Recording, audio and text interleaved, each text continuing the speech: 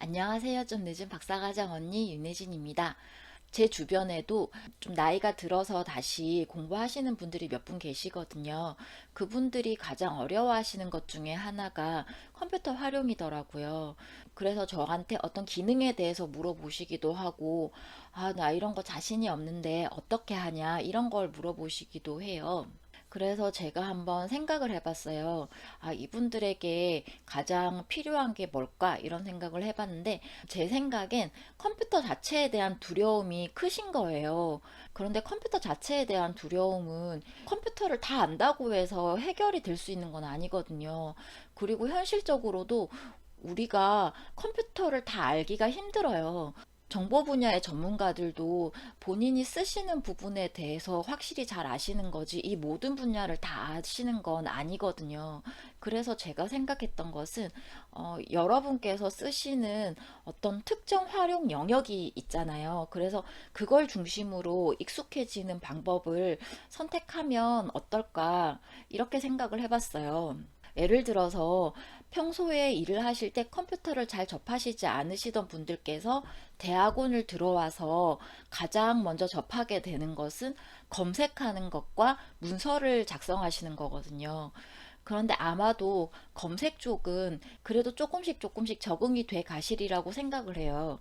왜냐하면 여러분께서 스마트폰으로 뭔가를 막 찾으시잖아요. 잘 안 되실 때 뭐 다음이나 네이버 키셔가지고 검색어를 넣고 검색을 하시고, 여러분께서 제 영상을 찾으셨듯이 유튜브에 접속을 하셔서 필요한 내용들을 이렇게 입력하셔서 검색을 하시잖아요.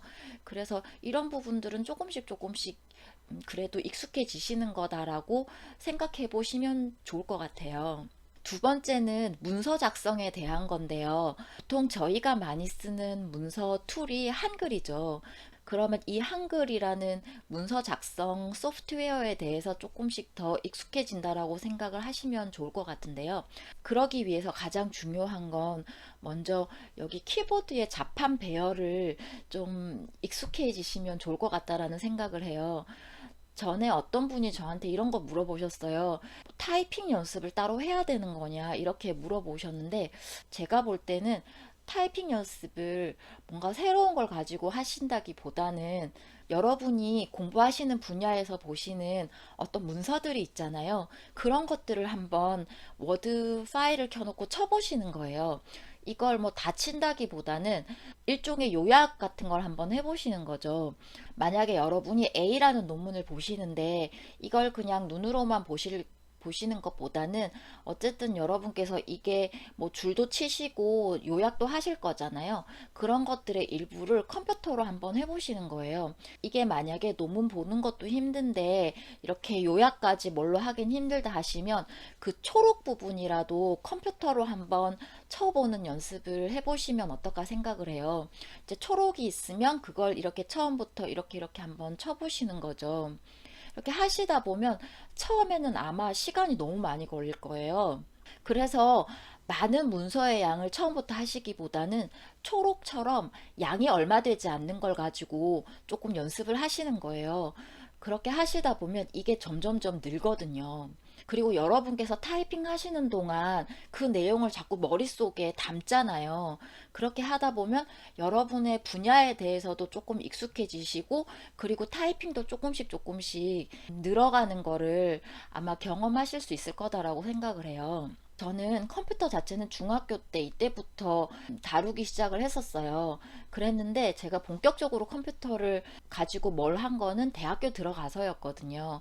저희 때는 레포트를 쓸 때 손으로 쓰기도 하고 컴퓨터로 하기도 하고 이런 것들이 혼용되던 시점이었는데, 처음에 저도 그 타이핑이 굉장히 느렸어요. 그런 프로그램 있잖아요. 한컴에서 나오는 무슨 타이핑 이렇게 테스트하는 그런 뭐 게임 같은 게 있는데, 이런 거 하면 저는 백타도 안 나오고 막 이랬었거든요. 그랬는데 이제 그걸 따로 뭐 이렇게 타이핑을 막 두두두두 떨어지는 걸 그걸 연습한 게 아니라 계속 문서를 작성할 기회들이 되게 많은 거예요. 계속 그렇게 쓰고 또 쓰고 레포트를 쓰다 보니까 이게 점점 빨라지더라고요. 타이핑이 조금 익숙해지면 그래도 컴퓨터 활용에 대한 자신감이 좀 붙게 되는 거고요. 또 한 가지 또 유념하실 점은 이게 타이핑이 무조건 빠르다고 해서 그게 항상 좋은 건 아니에요. 제 영상을 보시는 여러분께서 이걸 막 빨리 쳐가지고 이것 가지고 뭔가 이렇게 아르바이트를 하시거나 하시진 않으실 거잖아요. 여러분의 타이핑 속도는 여러분의 생각하는 속도 정도만 맞으면 되거든요. 그런데 조금 연습하시다 보면 손의 속도가 생각의 속도보다 거의 비슷하거나 조금 더 빠를 수도 있어요. 오히려 저희가 생각이 잘 안 나서 뭘 쓸 수 없는 거지, 이게 느려가지고 아 이걸 뭘 빨리 칠 수가 없다 이러는 거는 정말 나중에 일이 막바지에 이렇게 다다랐을 때 그때 그렇게 되는 거거든요.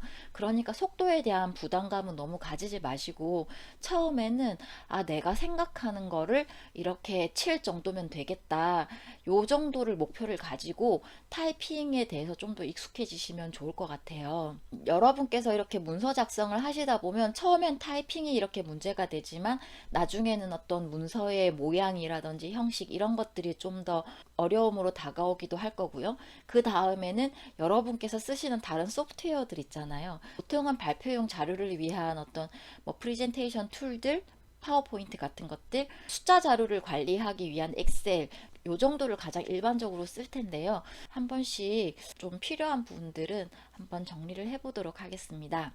오늘 드린 말씀을 이렇게 요약을 하자면, 다른 일을 하시다가 공부를 하시면 가장 처음 맞닥뜨리게 되는 어려움이 컴퓨터 활용에 대한 부분이고요.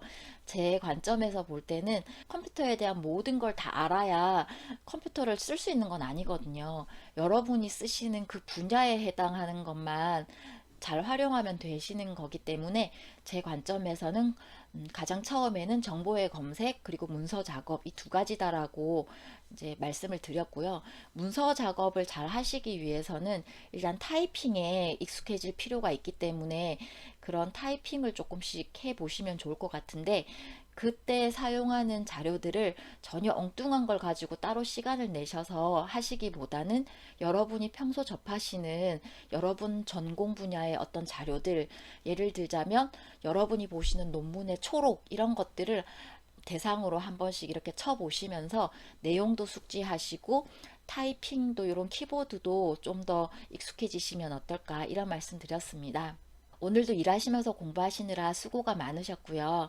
여러분의 대학원 생활을 응원합니다. 제 영상이 도움이 되었다면 좋아요와 구독 부탁드립니다. 오늘도 제 말씀 들어주셔서 고맙습니다.